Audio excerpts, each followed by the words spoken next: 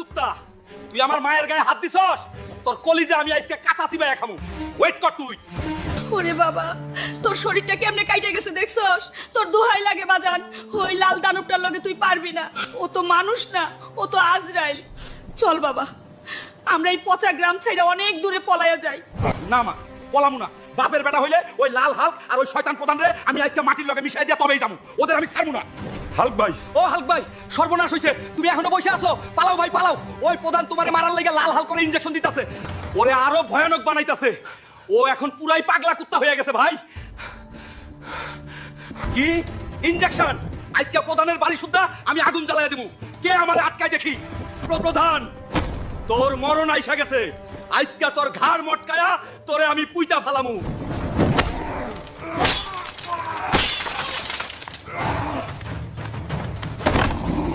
কই তুই প্রধান?